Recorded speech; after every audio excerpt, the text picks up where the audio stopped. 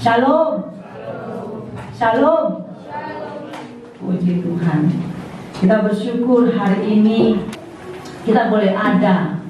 Kita boleh diberikan waktu oleh Tuhan untuk memuji dan menyembah Tuhan. Bulan ini kita memiliki satu tema besar, yaitu bertumbuh melalui krisis yang kita alami. Itu selama bulan November. Dan minggu yang lalu kita belajar tentang bertobat dari kegagalan. Ini ibadah kita dalam satu bulan ini untuk firman Tuhan seri ya. Jadi kepada jemaat Tuhan untuk kita tetap hadir supaya kita nggak ketinggalan berkat Tuhan di dalam bertumbuh melalui krisis yang kita alami. Nats pembimbing kita yaitu Matius 11 ayat yang ke-28. Kita baca bersama-sama. Marilah kepadaku semua yang letih lesu dan berbeban berat, aku akan memberikan kelegaan kepadamu. Oke, kita akan belajar minggu ini tentang krisis kepercayaan. Dalam dunia yang tidak menentu, ada waktu di mana jalan kita penuh kelancaran dan ada pula masa-masa penuh kesulitan, penderitaan dan kesengsaraan. Di dalam kita menjalani kehidupan ini, kadang kita menghadapi satu perjalanan hidup yang gak mulus-mulus aja. Pasti akan ada kesenangan dan juga akan ada penderitaan. Kita akan belajar dari ayat firman Tuhan Yohanes 20 ayat yang ke-24 sampai yang ke-29. Sebagai orang Kristen yang juga ada di dunia yang demikian, yang itu dunia yang penuh dengan kesengsaraan, penderitaan, bagaimana kita harus berespon terhadap gejolak kehidupan yang tidak menentu ini. Mungkin sebagian kita sudah pernah mendengar dari himbauan Bapak Presiden kita bahwa tahun 2023 akan ada masa kegelapan. Apakah kita siap? Ataukah kita mulai rasa khawatir? Pada zaman sekarang ini orang sulit untuk percaya. Seringkali kita mempercayai seseorang, namun akhirnya orang tersebut mengecewakan kita. Apalagi dalam persoalan bisnis dan uang. Ada banyak cerita tentang bagaimana salah seorang saudara menipu saudaranya yang lain hanya karena masalah uang. Belum lagi hal-hal yang lain yang akan membuat satu krisis, yaitu krisis kepercayaan. Pada saat kita mengalami atau kita ada di posisi kita mengalami krisis kepercayaan kepada saudara kita atau sesama kita manusia, saat itu kita sedang dalam krisis kepercayaan kepada Tuhan kita. Gak mungkin kita tidak mengalami krisis kepada Tuhan kita kalau kita mengalami krisis kepercayaan kepada teman kita atau saudara kita. Karena kenapa? Firman Tuhan katakan, gak mungkin kamu itu bisa mengasihi Tuhan yang tidak kelihatan. Kita ini percaya kepada Tuhan itu karena iman. Tuhan itu tidak kelihatan sekarang. Gak mungkin kamu bisa mengasihi Tuhan yang tidak kelihatan kalau kamu tidak dibuktikan daripada mengasihi orang atau manusia yang kelihatan, saudaramu yang kelihatan. Jumat kemarin kita belajar tentang kasih persaudaraan. Kasih persaudaraan itu adalah sebuah perintah dan kewajiban. Kalau kita mengasihi, kita tidak akan mengalami krisis kepercayaan. Tapi pada saat kita tidak mampu mengasihi, kita sedang mengalami krisis kepercayaan. Kepercayaan kepada manusia, kepercayaan kepada Tuhan. Pertanyaan, apakah kita masih bisa mempercayai seseorang atau kita sendiri masih bisa dipercayai oleh orang lain? Pertanyaan buat diri kita sebagai introspeksi. Atau pertanyaan, apakah krisis kepercayaan sedang melanda dunia dunia kita, sedang melanda dunia yang kita jalani sekarang. Ya, memang iblis sedang berusaha meniadakan kepercayaan kita kepada Tuhan dan kepada sesama. Iblis sedang meniadakan, membatalkan, yaitu kepercayaan kita. Percaya kita kepada siapa? Kepada Tuhan kita dan kepada sesama. Seakan-akan orang saling mencurigai dan tidak saling mempercayai satu sama lain. Sekarang ini, waktu kita ada di dalam keadaan krisis kepercayaan, kita ini sedang mencurigai seseorang atau mencurigai yang lain. Jangan-jangan dia ngomongin gua nih. Jangan-jangan dia ngumpul-ngumpul bikin sekongkolan nih. Baru bisik-bisik, jangan-jangan. Tanya sendiri. Dia menjawab dalam pikirannya sendiri karena dia nggak tahu kan jawabannya. Akhirnya dia salah sendiri, akhirnya sesat sendiri, akhirnya hidup sendiri. Itu adalah proses atau cara orang ada dalam krisis kepercayaan. Bagaimanakah kepercayaan Anda kepada Yesus? Anda sudah berdoa, namun doa Anda sepertinya belum dijawab atau bahkan tidak dikabulkan. Apakah Anda masih percaya kepada Yesus? Krisis kepercayaan kepada Tuhan. Apakah sekarang kita sedang berdoa bergumul? Bukannya dijawab sama Tuhan pergumulan kita, malah ditambah lagi pergumulan yang lain. Apakah kita tetap percaya kepada Tuhan kita Yesus Kristus? Apakah kita ada di dalam posisi krisis kepercayaan kepada Tuhan? Tadi krisis kepercayaan kepada manusia, sekarang krisis kepercayaan kepada Tuhan. Kita sedang mengalami musibah, pencobaan dan berbagai persoalan yang kita alami. Itu yang akan membawa kita kepada krisis-krisis yang terjadi dalam kehidupan kita. Apakah Anda masih mempercayakan semuanya kepada Yesus? Kalau kita masih mempercayakan semuanya kepada Yesus, yakin dan percaya bahwa Tuhan akan melepaskan kita dari krisis yang terjadi dalam kehidupan kita. Penyebab krisis kepercayaan yang pertama adalah tidak adanya persekutuan yang menumbuhkan iman kita kepada Tuhan. Hal yang membawa atau yang menyebabkan kita ada di posisi atau kita mengalami satu krisis kepercayaan adalah penyebabnya tidak adanya persekutuan yang indah, yang intim kepada Tuhan, yang akan menumbuhkan iman kita. Baca ayat yang ke-24, kita baca bersama-sama. Tetapi Thomas, seorang dari ke-12 murid itu, yang disebut Didimus, tidak ada bersama-sama mereka ketika Yesus datang ke situ. Saya kasih warna hijau sebagai penekanan kita, yaitu tidak adanya persekutuan atau lari dari persekutuan, yaitu yang dilakukan Thomas.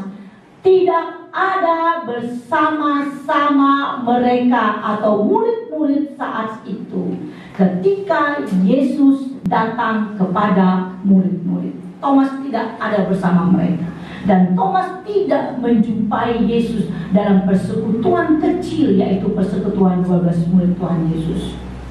Meskipun Thomas telah mendengar kesaksian dari murid-murid Yesus bahwa Yesus telah bangkit dan hidup, Thomas tetap tidak mau percaya. Mengapa? Karena Thomas tidak bersama-sama dengan murid-murid yang lain. Ketika Tuhan Yesus datang, Thomas tidak ada dalam persekutuan dengan murid-murid lain. Dia mundur dari persekutuan. Itu membuktikan dia tidak percaya Yesus yang bersama bersama-sama dengannya dalam melayani, di dalam memberitakan firman Tuhan. Tapi Thomas tidak bersama-sama dengan murid. Itu berarti Thomas undur dalam persekutuan yang ada saat itu. Kalau dia mundur, artinya dia tidak percaya kepada yang diikutinya. Oleh karena itu, janganlah kita menghindar diri dari kebaktian bersama dengan Tuhan. Kebaktian atau persekutuan bersama membawa berkat khusus buat kita. Iman kita akan timbul dan tumbuh di dalam persekutuan bersama anak-anak Tuhan. Karena disinilah kita akan belajar mengaplikasikan firman Tuhan yang kita dengar. Kita di dalam persekutuan belajar mengerti orang lain. Kita belajar sabar, kita belajar mengalah, kita belajar jujur. Banyak kali orang perhitungan sekali untuk datang bersekutu kepada Tuhan.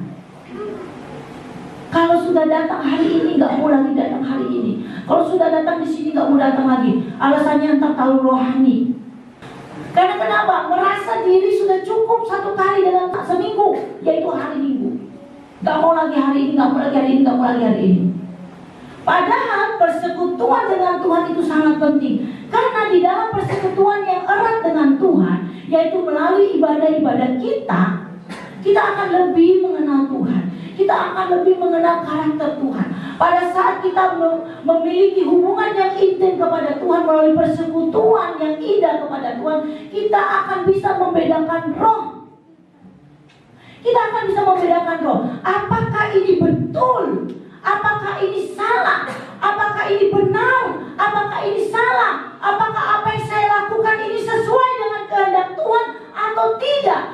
Apakah itu roh dari Tuhan ataukah roh dari dunia-dunia ini? Anak-anak muda, kalau kalian betul-betul memiliki hubungan yang intim kepada Tuhan, pasti kalian bisa memilih teman hidup kalian. Apakah teman hidup kalian ini sesuai dengan kehendak Tuhan? Apakah teman hidup kalian ini membawa kalian lebih dekat kepada Tuhan atau lebih jauh dari Tuhan? Apakah hubungan ini membuat kita bertumbuh di dalam Tuhan ataukah undur daripada Tuhan? Sebagai hubungan suami istri, pada saat kita sungguh-sungguh memiliki hubungan yang erat kepada Tuhan, apakah kita sungguh-sungguh memperhatikan, mengasihi dia sebagai orang yang Tuhan berikan menjadi penolong bagi kita? Sebagai seorang istri, apakah kita sungguh-sungguh menghormati dan tunduk kepada suami yang Tuhan izinkan menjadi pendamping kita, yang disatukan oleh Tuhan dalam satu daging? Bila kita sungguh-sungguh memiliki hubungan yang erat kepada Tuhan, memiliki persekutuan yang erat kepada Tuhan, kita bisa membedakan roh. Apakah ini roh Tuhan atau roh dunia ini, yaitu keakuan daging yang ada dalam diri kita. Di dalam firman Tuhan dikatakan, hati kita ini diibaratkan seperti tanah. Dalam mempercayai Yesus dan firman-Nya, ada berbagai macam hati atau tanah. Tanah maksudnya adalah hati kita ini diibaratkan tanah. Yang pertama adalah hati manusia yang bagaikan tanah di tepi jalan yang ditaburi dengan benih firman-Nya. Benih itu tidak bertumbuh dan tidak berbuah karena telah dimakan habis oleh burung, atau dengan kata lain telah diambil oleh iblis. Firman Tuhan yang disampaikan sekedar masuk ke telinga dan keluar ke telinga sebelah. Karena kenapa? Karena kita sebagai tanah yang ada di pinggir jalan. Pada saat benih ditaburkan, benih itu dimakan burung, nggak ada yang nempel. Kita sebagai orang Kristen, tetapi nggak memiliki perubahan hidup yang signifikan. Umur semakin bertambah, semakin tua, kelakuan semakin jadi anak baik, nggak dewasa. Hidup kita singkat. Kita jangan mau seperti tanah yang ditaburi benih di pinggir jalan, yang benih itu sampai tapi benih itu tidak menempel, tidak berakar, tidak bertumbuh, itu hilang. Di sini saja bilang haleluya, haleluya. Di luar haleluya. Ada juga tanah di dalam firman Tuhan yang dikatakan seperti hati kita. Adalah hati yang bagaikan tanah yang berbatu-batu. Benih yang ditaburkan itu bertumbuh, namun akarnya tidak tumbuh mendalam karena ada batu yang menghalangi. Ketika datang pencobaan dan godaan, benih itu pun layu, kering dan akhirnya mati. Ada lagi hati manusia yang bagaikan tanah yang ditumbuhi duri-duri. Benih yang ditabur itu bertumbuh, namun duri menusuknya hingga benih itu menjadi kerdil. Duri-duri itu adalah dunia ini dan segala kesengsaraan yang mengganggu pertumbuhan iman. Artinya, hati kita itu diibaratkan tanah yang tumbuh yang ada di bebatuan, yang ada di semak duri. Pada saat benih itu ditaburkan, benih itu tidak menghasilkan, tidak bertumbuh. Dia terjepit, terhimpit, dan akarnya tidak kuat. Mau tahu bagaimana caranya kita bisa melihat seseorang yang akarnya tidak kuat? Dia dengar firman Tuhan, tapi pada saat dia mengalami pencobaan, firman Tuhan itu lenyap seketika. Dia tidak mampu melakukan firman Tuhan yang didengar. Tapi ada firman Tuhan katakan, kita ini seperti tanah yang subur. Ini adalah hati yang murni dalam persekutuan dengan anak-anak Tuhan dan Yesus Kristus, sehingga menumbuhkan iman kita. Apakah kita mau menjadi tanah yang subur? Ataukah kita mau menjadi tanah yang ada di tepi jalan? Atau tanah yang ada di semak belukar? Atau tanah yang dipenuhi dengan bebatuan? Pilihan ada di tangan kita. Kalau kita ingin menjadi tanah yang subur, lakukan firman Tuhan di dalam kehidupan kita hari demi hari. Persekutuan yang Tuhan izinkan kita alami sebagai mengaplikasikan firman Tuhan.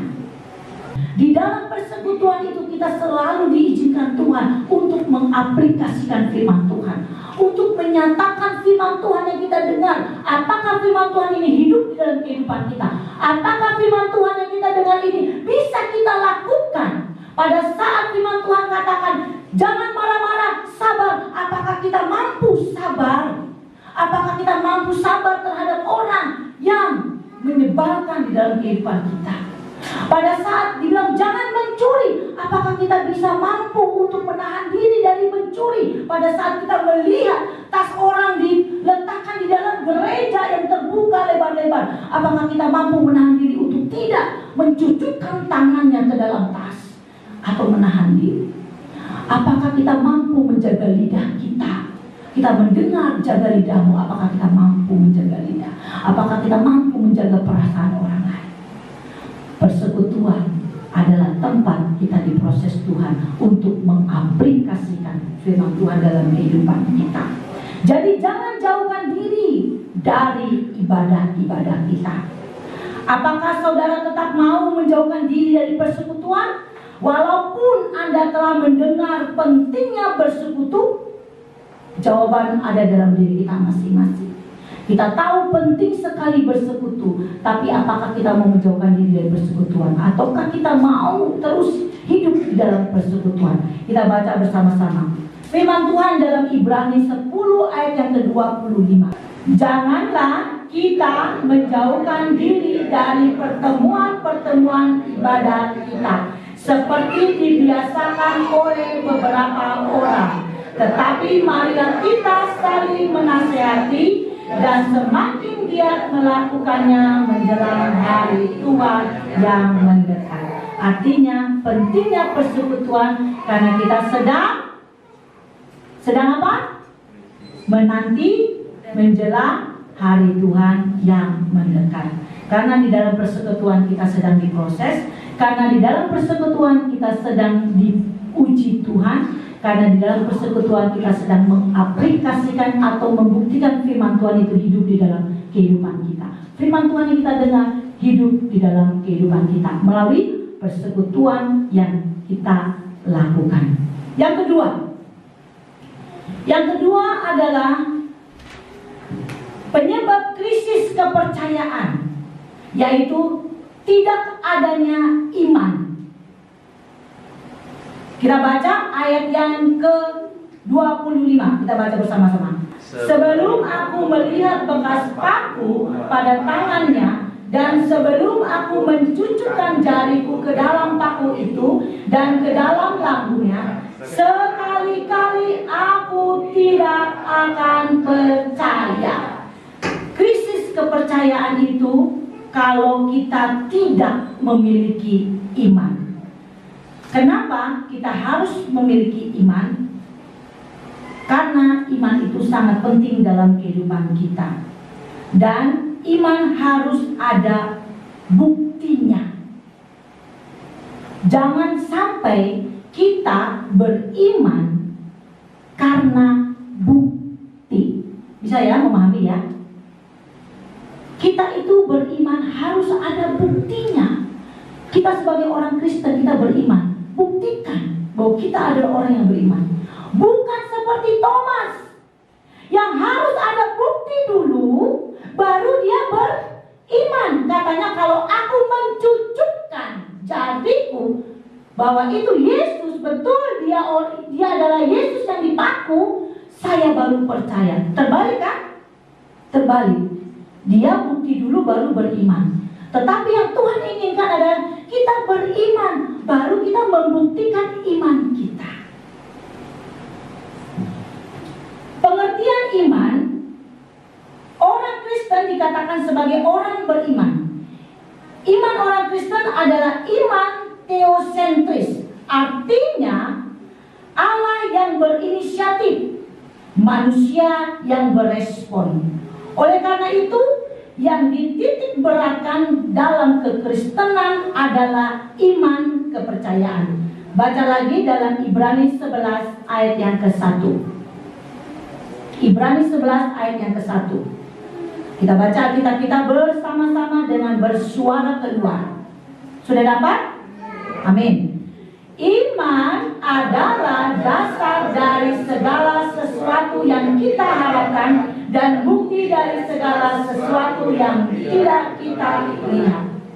Tindakan pertama dalam kita beriman kepada Tuhan ialah dengan kita kembali kepada Tuhan, baik dalam masa kelancaran ataupun kesulitan.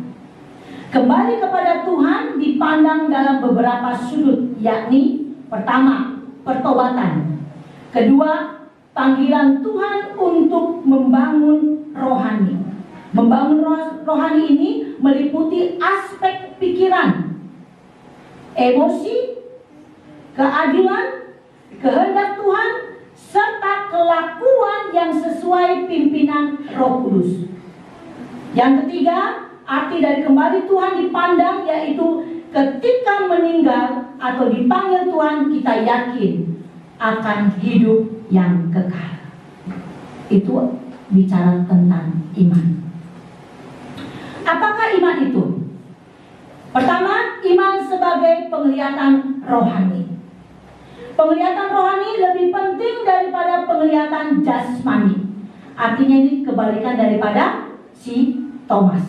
Penglihatan rohani itu lebih penting dari penglihatan jasmani. Kehidupan rohani kita berjalan bukan dengan penglihatan jasmani saja, melainkan dengan penglihatan iman atau penglihatan rohani. Apa yang kelihatan itu hanya bersifat sementara dan akan lenyap. Waktu kita memilih teman hidup atau pasangan, jangan lihat gantengnya, jangan lihat cantiknya, tapi pakai mata rohani kita, pakai penglihatan rohani kita. Apakah orang ini sungguh-sungguh berasal daripada Tuhan yang membuat iman kita bertumbuh di dalam Tuhan? Apakah cuma cantiknya atau gantengnya, tapi tidak membawa kita bertumbuh di dalam Tuhan? Karena tuanya nanti juga jelek. Jadi kita harus berjalan bukan hanya menggunakan mata jasmani, tapi kita harus berjalan menggunakan mata iman kita, mata rohani kita. Orang beriman melihat sesuatu melebihi penglihatan mata jasmaninya. Beda dengan orang dunia yang berkata, kalau saya mengerti dan melihat dengan mata jasmani, baru saya percaya. Tetapi anak-anak Tuhan, orang-orang yang ditebus oleh Tuhan, dia pasti menggunakan mata rohaninya lebih dahulu, baru menggunakan mata jasmaninya. Karena dia, segala sesuatu yang dilakukan, segala sesuatu yang dikerjakan, segala sesuatu yang dipikirkan, dia bertolak kepada Tuhan, mata rohani. Thomas baru mau percaya kalau ia sudah melihat bukti dahulu. Kalau memang seperti itu, apalagi yang harus kita percaya jika kita sudah melihat buktinya? Apa yang kita imani? Apa yang kita harapkan ke depan? Kalau kita sudah melihat buktinya, itu bukan iman. Itu bukan iman. Anak-anak Tuhan harus mempunyai indera keenam, yaitu mata hati. Mata hati yang percaya bahwa Yesus hidup, meski kita tidak ada di zaman tersebut, zaman Yesus hidup. Meskipun kita tidak melihat, namun kita percaya kepada Yesus sebagai Tuhan dan Juru Selamat kita. Kita percaya meskipun kita tidak melihat Yesus, kita mengasihi Dia. Hidup kita selalu di dalam pengharapan akan Tuhan Yesus. Dan kedatangannya yang kedua kali ini adalah iman.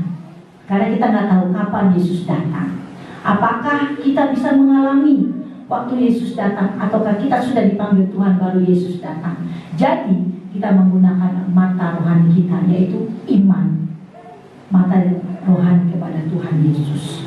Artinya sebagai orang Kristen kita memiliki penglihatan rohani yang berbeda dengan orang dunia. Karena kita senantiasa memandang akan tata Tuhan, sehingga diberi kekuatan dalam melewati berbagai kesulitan. Apakah iman itu? Yang kedua adalah iman berarti menghadap Tuhan, memandang Dia dan melihat kemuliaan Tuhan di dalam krisis dan kesulitan. Artinya, ketika kita beriman dan memandang Tuhan, iman mengajar kita untuk bersandar kepada Tuhan. Hanya Tuhanlah tempat saudara dan saya satu-satunya bagi kita semua yang bersifat relatif. Karena dunia ini adalah dunia yang selalu bergoncang dan berubah. Kita harus naik ke atas lagi, yaitu keyakinan iman. Karena di dalam kesungguhan iman dan keyakinan iman, kita akan menghasilkan kebahagiaan. Baca Yohanes 20 ayat yang ke-29. Kita baca bersama-sama. Karena engkau telah melihat aku, maka engkau percaya. Berbahagialah mereka yang tidak melihat namun percaya. Artinya Tuhan menginginkan kita lebih naik lagi daripada memiliki kesungguhan iman. Tetapi Tuhan ingin kita memiliki keyakinan iman. Yakin, bukan hanya sungguh-sungguh, tapi yakin terhadap iman kita. Iman kepada siapa? Iman kepada Yesus Kristus. Yesus Kristus. Yesus Kristus yang telah menyelamatkan ke saudara dan menyelamatkan saya, yang telah memberikan satu kekuatan dan penghiburan. Di dalam Matius 11 ayat yang ke-28. Hafal? Kita baca bersama-sama. Matius 11 ayat yang ke-28. Marilah kepadaku yang letih lesu dan berbeban berat, aku akan memberikan kelegaan kepadamu. Puji Tuhan. Jangan khawatir, jangan takut, jangan gelisah hatimu, jangan jadikan persoalan-persoalanmu, kekhawatiranmu engkau jadikan untuk mengaplikasikan penyangkalan firman Tuhan di dalam kehidupanmu. Oleh sebab itu, percayalah kepada Tuhan bahwa Tuhan adalah Allah yang luar biasa. Yesus yang telah menyelamatkan saudara dan saya. Bersandarlah kepada Dia. Memiliki keyakinan iman, memiliki kesungguhan iman, itu menjadi dasar kita di dalam menghadapi masa krisis yang akan kita lalui ke depan. Krisis kepercayaan kepada Tuhan, krisis kepercayaan kepada manusia.